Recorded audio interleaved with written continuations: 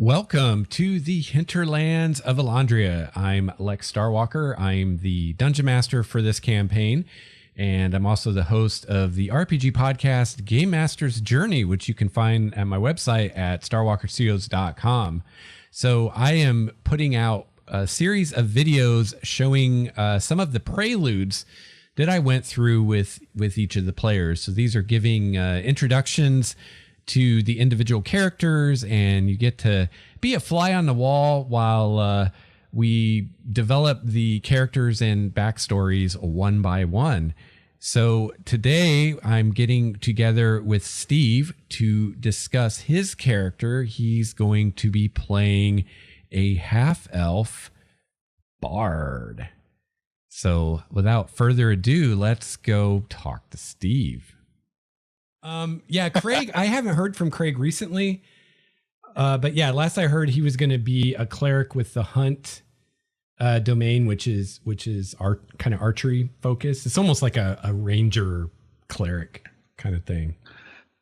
Yeah, that's what I kind of figured. I know he likes to use the bow classes. Yeah.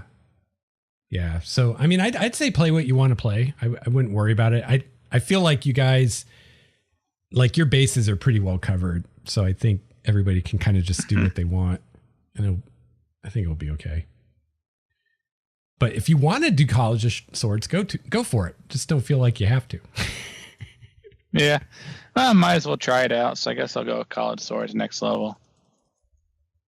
Oh yeah, that's right. You don't pick till third level, right? So yep. So you could even. Yeah, I have one more level to see how things go before I decide. Yeah. Cool.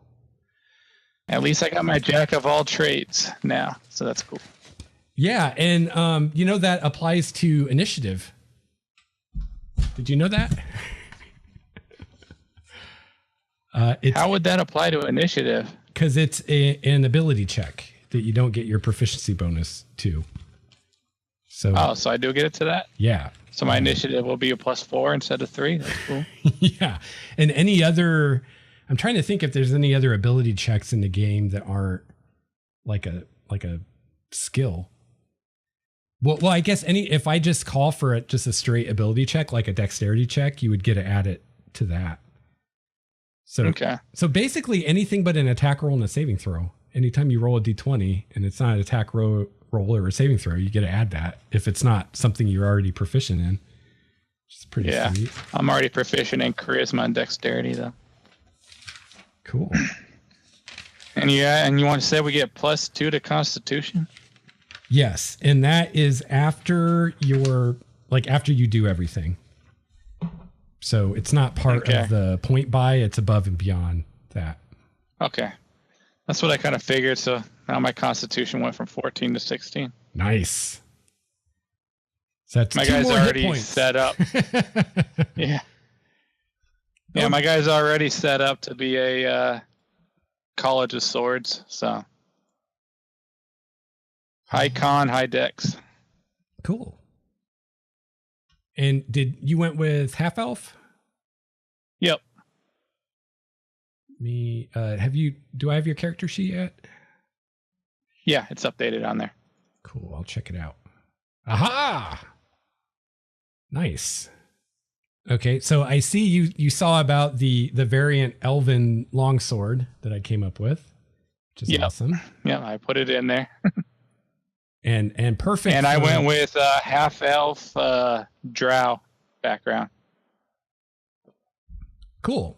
I don't think it matters mechanically, but are you descended from a surface drow or an underdark drow? See, that's a tough question. If I'm going to be a noble of Elandria, then I would have to be a surface drow. Yeah, probably. That would probably make the most sense. Do you are you getting anything mechanically for being half drow, or is it a flavor? Yes, I get the spells that the drow does get. Okay. So when I go up to certain levels, I get the spells. Okay. So like I get to start off with a dancing light cantrip. But you don't get the improved dark vision or the sunlight sensitivity? Nope. Cool. It says the only thing the drow gets from the Sword Course Adventures guide is the spells. But I will double check. So what does that replace? Nothing. It just adds it.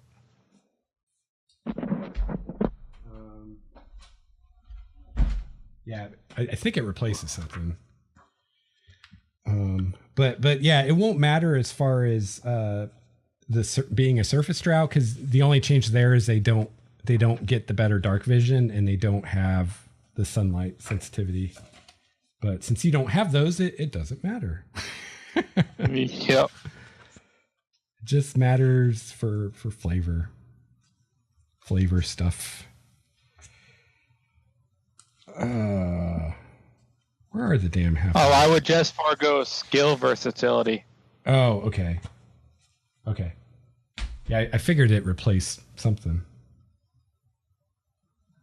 But yeah.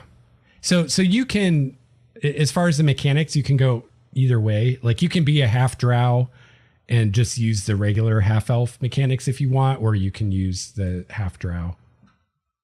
Kind of like the human, you can do variant or normal. So you get to pick. Yeah. Which you like better. That's cool. That'll be cool that yeah, I'll have to come up with some stuff about the city you came from originally. Okay. So how long have you been in Elandria, do you think? Well, figuring that he's a noble house from there, I would say his whole life. Because I think his story background, I'm kind of leaning towards is he's kind of pissing his family off because he's choosing to be more loyal to the Elandrian royalty, like the queen per se, and to the people, than his own. Okay. So that's why he keeps shaming his family, and they're kind of a little upset with him. Cool. I like that. Okay, so just taking some notes here. Okay, so you were so you're going with the noble background then, right? Yep. Noble. Okay. So you're a noble in Elandria. Were you a noble among the elves as well? Probably, right? I'd have to. City. You're probably a noble. Yeah, to a certain extent, but he's kind of looked down upon because he's not full elf. Oh, that's right. You're a half elf. Okay. Yep. Cool. So when your parents was human, do you know, like, was it your mother or your father that was human? It'd have to be the mother, I would think. Okay. So maybe you've lived in Elandria even all your life or most of it. That's kind of what I was going for. Raised by your mother. Cool. Yeah, I have to think about that. Because there's going to be something like 6 cities that Elandria has portals to. Okay. One is the city of Null, which is a human city. One is the elf city of Faleel. That's a high elf city. One is a dwarven hold. I think I can't remember if it's mountain dwarf or hill dwarf. So I don't know. I'm trying to think, would it be cool if one of them was to the dark elf city that you came from? Or yeah, we could do that. So let me tell you a little history about the queen. Because we might figure out a way to tie this in with your character. So the queen of Elandria right now is herself a half elf. I'm trying to remember. Her father was a high elf from the city of Faleel. Her mother was human and was the queen before her. And her mother was most known for, she was the one that got the portal between Elandria and the elven city built and greatly improved relations between Elandria and this high elf city. And during the course of all this diplomatic stuff, met an elven man, and they had a kid and everything. who is now the new queen. She hasn't been a queen for super long.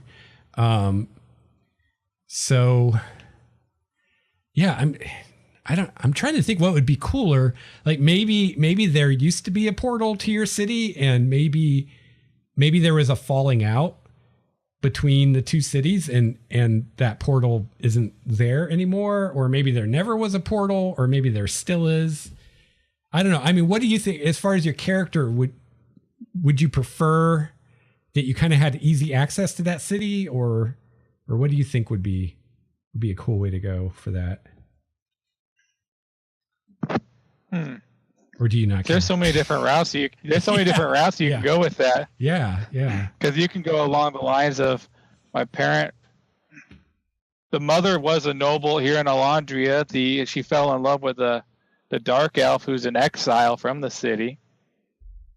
Something along those lines. If you don't want to have a portal to the dark city, to the dark elf city. Yeah.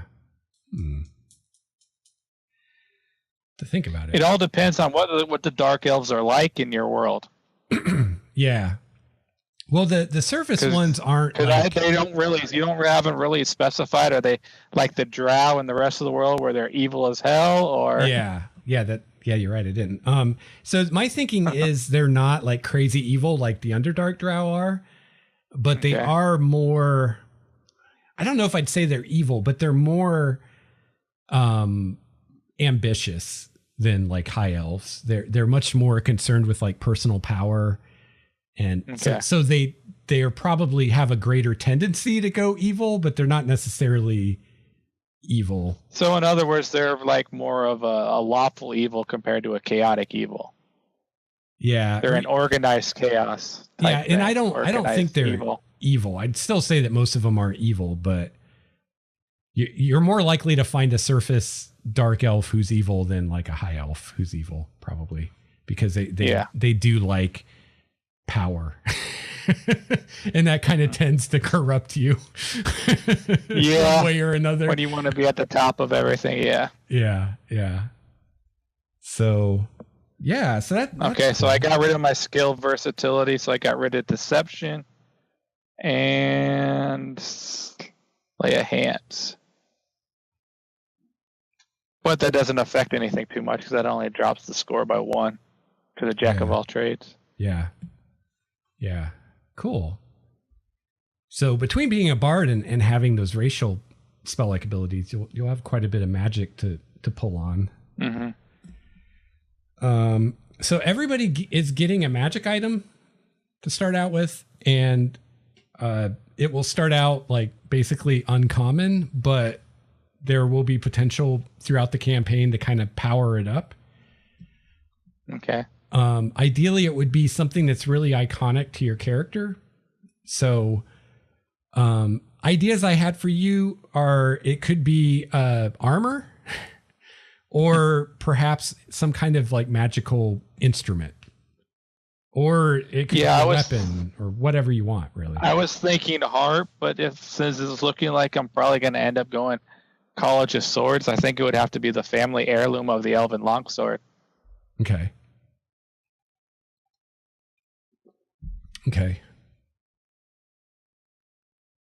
Are you? Because elves don't give their swords away, so I'd imagine the Elven Longsword would have to have some kind of magic to it. Yeah, that probably came from your father. If your father was an elf, it's probably his sword when he left or whatnot. Yeah. So how certain are you're going to go College of Swords at this point? After the character, looking at the way the character setup is it's looking like about a 95% chance that I'm going to end up going College Swords. Okay. And after reading it, I'm like, that looks like that might be fun to give it a shot since it's Unearthed Arcana and it really hasn't been play tested yet. I'd give it a shot. Yeah. And are you still going to do the kind of comedy spin on it too? I was thinking, maybe, probably. Yeah. Okay, cool. So you'll still have, musical instruments and stuff. So you can still have, I'll still have the mini harp. Yeah. harp and the bongo drums. Yeah. I think you actually get 3. 4. 4? Holy crap. I took the viol, the drums, the harp, and the flute. Cool. Yeah, and the way I do it is I put and I don't know if this is technically correct or not, but I put singing and oration under performance. So you automatically have that, and then the proficiencies are for actual instruments that you know above and beyond that. I'm not sure if that's the way you're supposed to do it, but that's the way I do it. It's like, it's not going to break anything if the bards know how to play more instruments. You can only play one at once anyway. You could be like the one-man band. Well, you could always call in your unseen serpent and use servant and have a mage hand and then play more in one. So there you go. Have your own little band going in the background. Okay, so you're thinking maybe a sword for your magic item. Yeah, the elven longsword would probably be the best bet then. Okay. Sweet. And I'm sure you're going like dex, right? Oh yeah. Yep. I got a 16 dex. Nice. 16 charisma. Oh, you're very evenly distributed. Yep. Nice. So you got 3 16s. Yeah, I was kind of... the Constitution was a 14, but then you said add 2. So yeah. I was kind of curious what kind of attributes we'd end up with this new, with giving you the 30 points instead of the 27. It only about the only big noticeable difference is it just turns one of the 8s into a 10. So yeah. That's kind of what I was going for. So cool. Because I usually just go with I like to have 2 high ones and then everything else is just balanced, and then I'll put an 8 somewhere. And being a half elf, it's really, really nice that you get to put 2 in charisma and then you get to put 1 more in 2 different ones. So yeah, it makes it easy to make it work with almost any class. Yeah, especially something that uses charisma. Yep. Awesome. So let's see. College of Swords. That's from the Unearthed Arcana, isn't it? Yep. Oh yeah, I remember that one. So that one is a lot of using your bardic inspiration to actually give yourself sword fight bonuses. Yeah. Okay. Well, one other thing I'll just throw out there, because I was thinking of possible things to do as far as like your magic item, and especially now that you're going to be in melee a lot, another possibility would be some kind of armor. And I've actually changed the way the elven chain works a little bit. So by like the way it is in the rules, you can base it. It's a chain shirt, but you can use it even if you're not proficient in medium armor. Okay, that's what I was gonna say. Is I can't do chain. So what I did is I made it. It's actually light armor. So not only can you use it if you're not proficient in medium armor, but it also doesn't have a cap on your dex bonus. Okay. And it's also plus, well, I guess starting out it wouldn't be +1. Eventually it'll be +1. So it would be AC 13, I think it's changed shirt, plus whatever your dex is. So that would make it my dex is 16. Yeah. So that's a possibility too. So it's kind of like, I don't know. There's pros and cons both ways. You know, if you have a magic weapon, then you don't have to worry about damage reduction and stuff like that. And it could be like your father's sword that he handed down to you or whatever. If you went with the armor, then you'd have a better armor class than you would probably have for quite a while otherwise. And that could have also been given to you by your father, because elves don't usually let just anyone wear elven chain. Yeah. Like dwarven plate. Yeah. Yeah. So yeah, it's really up to you, but I just thought I'd let you know about that just because, otherwise, I mean, you're kind of limited, like what studded leather is about the best you can do as far as armor. Are you you can use a shield though, right? Are you going to use a shield or no?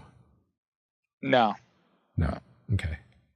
Are you going to dual wield? Is that the plan eventually? Nope. Nope. Harp in one hand, sword in the other. Well, your harp, you kind of wear it almost like, it reminded me of an accordion, that picture I sent you. Cause I was actually like, I did some research on harps cause I don't know a lot about them. And I was like, what kind of harps did they have like in that time? And I was concerned that it would be something where you would have to like sit down on a log or something to play it cause it's so big. But then that's why I looked up mini harps first, and I was like, oh, they do exist. So. Yeah, and then I saw that picture. I'm like, oh yeah, you could hang it around your neck. That works. Almost like a saxophone. Yep. Cool. Okay. So you want to go with the sword, or you want to think about it, or you want to do the armor, or you want to think about it? I don't know. What do you think would be the best bet? I don't know. Like I said, it's kind of, I think either would work. I guess it's more if you're concerned about the offensive or the defensive side of your character. Yeah. I don't know. And I'd imagine. I also don't know what you have as far as like the spells you picked. Oh, you don't really have. That's also on the sheet, so. Yeah, you don't have any like shield or anything like that. No, not yet. When I get I think it's level 6, I could pick from Arcane, and I was going to pick that. Cool. Yeah, this is pretty cool. We're going to have a cleric, a druid, a bard, and a wizard. Like, I think it's level 10 now. I think this is the party I've seen with the most like full-on casters in it. Yeah. No, I'm going to have to go with the armor because I'm not doing College of Lore, which would have been level 6. I could have picked up arcane spells, but since I'm not, I don't get to pick up level 6 mage spells until 10. Okay.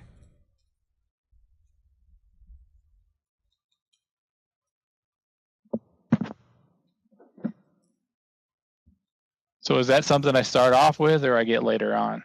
Yeah, you'll start out with it. So I'll get you guys little, I don't know, the stats or whatever for your magic items before the first session. Yeah. Let's see. Let me look at this. Because since you went drow, maybe I'll do something different with the armor than what I was thinking. Let's see here. Yeah, actually, I think I might. I was going to make it, because Elven Chain, at least in Primordia, I don't know if this is usually the case, is usually made of mithril. Mm-hmm. But with a chain shirt, mithril doesn't actually do anything for you. Like, it doesn't have any mechanical effect that it's mithril. So I might say it's a adamantine instead, which is actually pretty sweet. If you get hit with a critical, it's just a normal hit.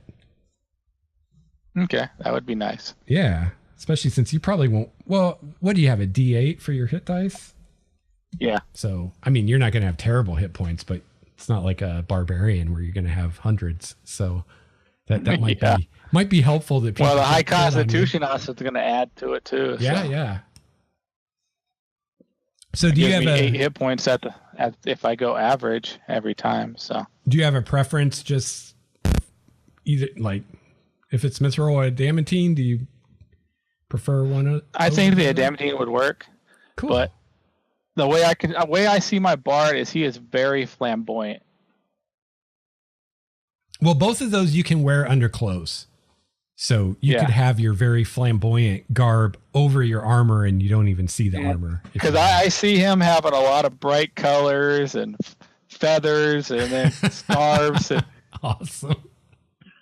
Because he's going to be very, very flamboyant.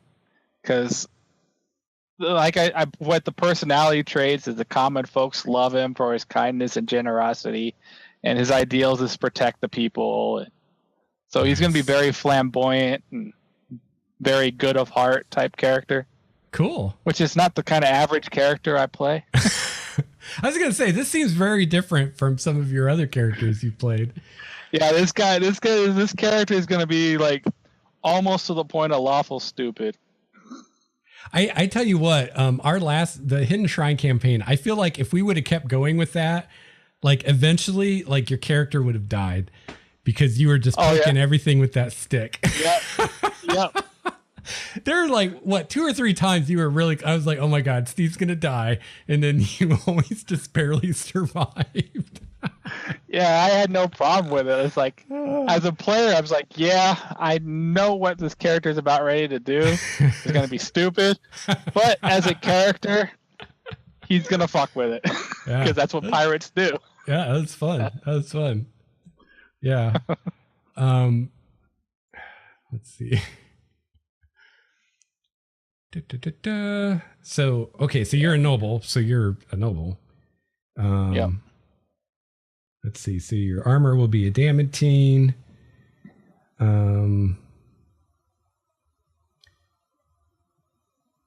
Yeah. So I mean, I guess basically I can tell you what it is now. It's going to be AC 13 plus your dex. It weighs 10 pounds, so it's half what it normally would be, and you can wear it under clothing, and it's adamantine, so any critical hit against you is just a normal hit. So, all right, it's on the character sheet now. Yeah, cool. That works. I think that's good since you're going to be a melee, and you're not. Yeah. You can't wear like heavy armor and stuff, so that'll be helpful. Yeah. And I mean, you still have an elven sword that you could say was handed down from your father, if you will. Family, yeah. Cool. All right, let's see. Do you have any questions or anything? My thing is how would my character be known to be picked to want to be sent on this? Yeah.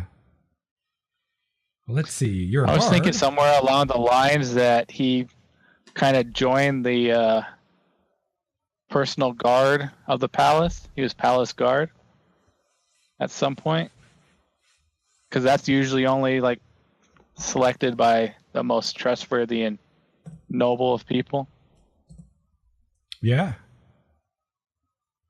Yeah, that could work. So that's how he earned a little recognition. And as being a soldier in the palace guard, that's how he decided to worship the god of war over the typical other gods that elves would select.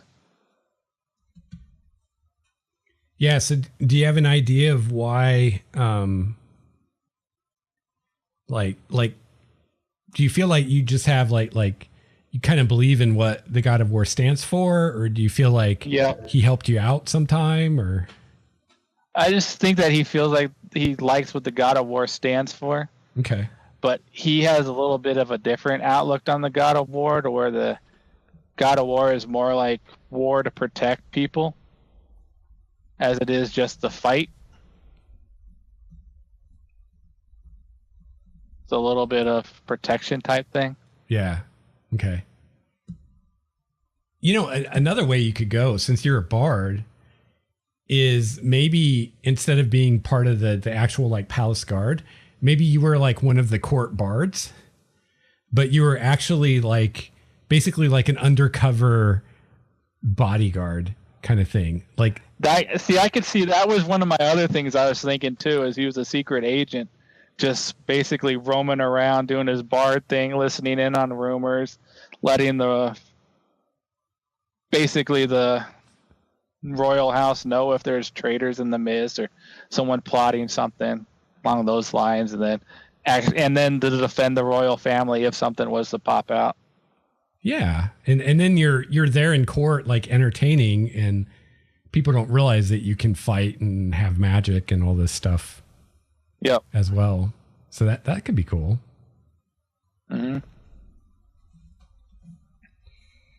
So he's selected on this mission to basically be the eyes and ears of the court over the guild, because I can imagine that it's the guild that's going to send him to this place. Yes.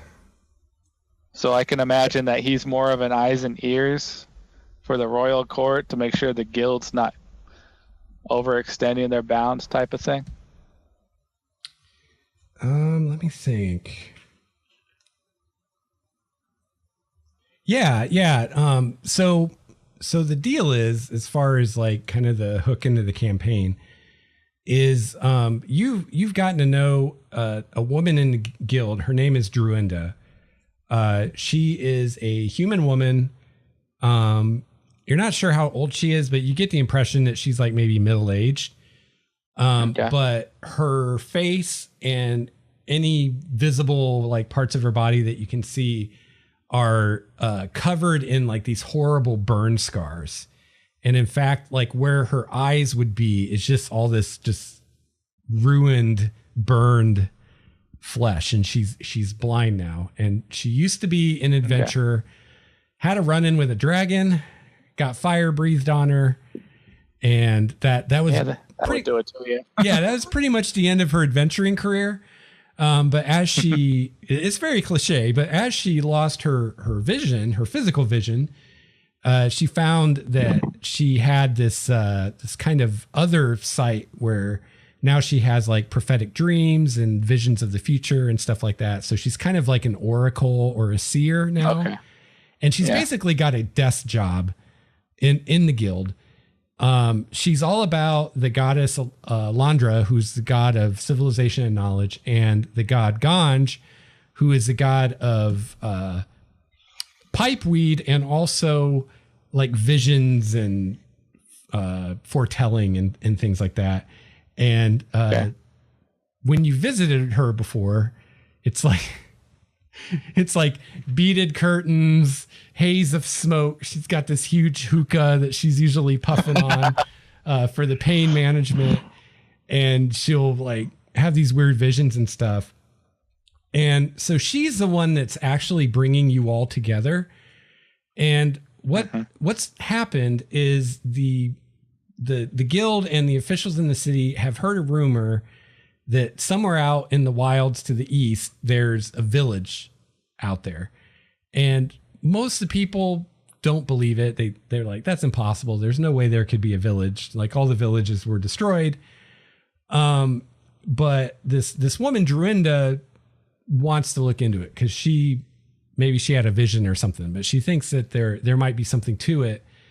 But the guild isn't willing to risk an actual adventuring team or any real resources to do this. So this is why she's pulling you guys together and is like, basically, if you guys do this and you succeed, I will see that you get a place in the guild. But it's kind of off the books in a way. Like you're doing it more for her personally than you are for the guild.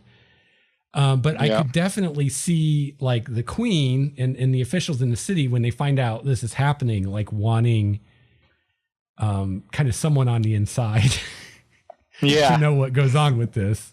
So that makes sense. I think that'll work. Yeah.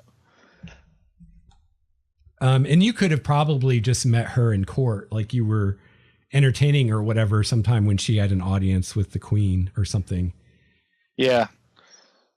And Brett's character, he's playing a paladin, he's Oath of the Crown, and he, I think, is going to end up was a member of the queen's actual bodyguard.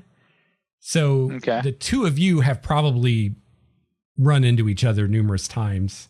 Quite a few times, and could know each other as well or as little as you want, but you've definitely at least seen each other, if not. Maybe had a few beers together at one time. Yeah, totally. So that's cool. So, so how do you imagine like your character? Is your character very obviously half dark elf? Like, is he kind of dark skinned or? It's going to be more of a grayish. Okay, kind of. Actually, no, I wrote down more of a bronze color. Actually, Okay, interesting. bronze color, but the white hair gives it away. He's got the typical drow white hair. Okay, cool. And his hair is very long, so he's got the very long white hair, so it shows. Awesome. Sounds cool. Well, this is great. This gives me an excuse to flesh out the surface dark elves some more. Yep. Cool. Let's see. Well, I think So what are some major languages that are in?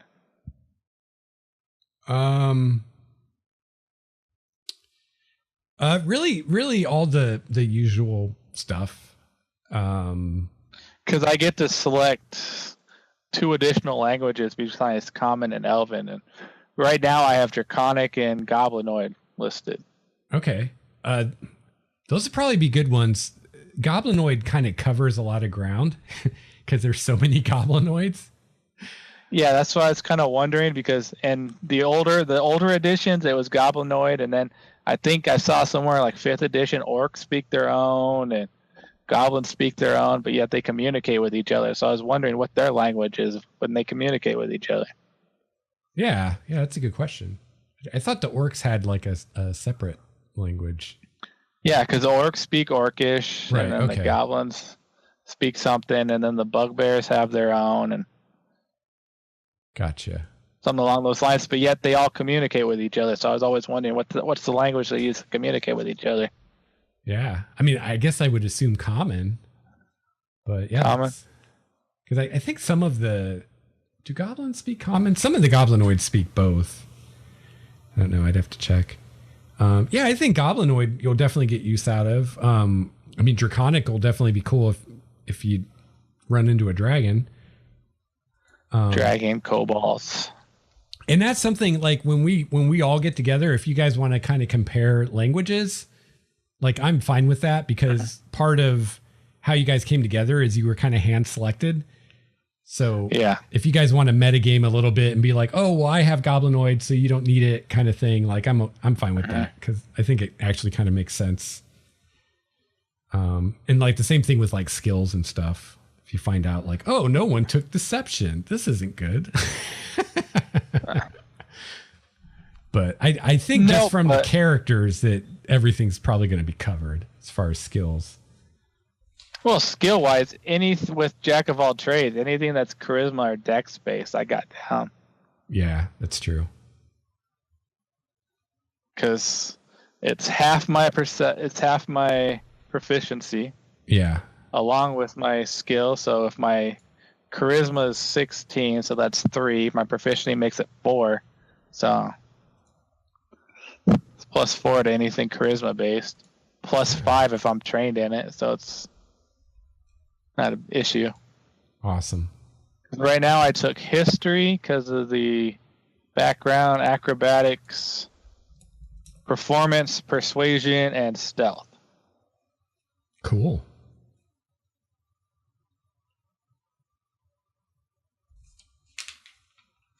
Awesome. Yeah. So that's why I put on the forum. I was like, someone's going to have to pick perception because I have nothing in it. Normally I'm an elf and I have that covered. Not this time around. Yeah. My wisdom is 10. Well, surely someone will take perception. Yeah. Such a skill you use all I said negotiation and stealth stuff I got down, but I'm too flamboyant to notice anything. but noticing myself. It's hilarious. Well, which kind of makes sense because the bard's going to be the one dancing around. So yeah, totally. If someone's going to be flamboyant, it's going to be the bard. Yep. Awesome. Well, I think that's all I got. Sounds like we're pretty solid. So I am a spy of the court. That's gonna be cool. And then as far as my parents go, I can see my human mother still being alive, but the father died somehow. Okay. Because he wouldn't give up his sword if he was still alive. Yeah, I don't think. Or his chainmail.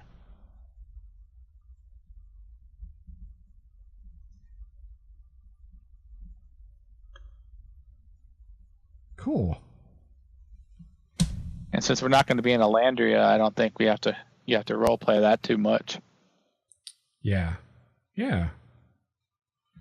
Awesome. Yeah, I'm really excited. Everybody has pretty cool character ideas, at least the ones I've heard. Yeah. So, yeah. It'd be pretty crazy. Last name is Moonshine. I love it. So I chose for the last name of the character. I was like, that can definitely be an elven name, but then it also has double meaning too. So like, yep, going with Moonshine. So is that from your father? Your father's name? Yep. Yeah. Cool. Because I was thinking at first, I was like, he can be a trader and then trade in something that he created called Moonshine. But then I just went, I'll go with Noble.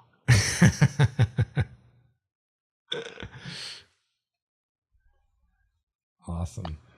Yeah, that's gonna be fun. So we're gonna start a week from 2 weeks from today, actually, the 10th. Yeah.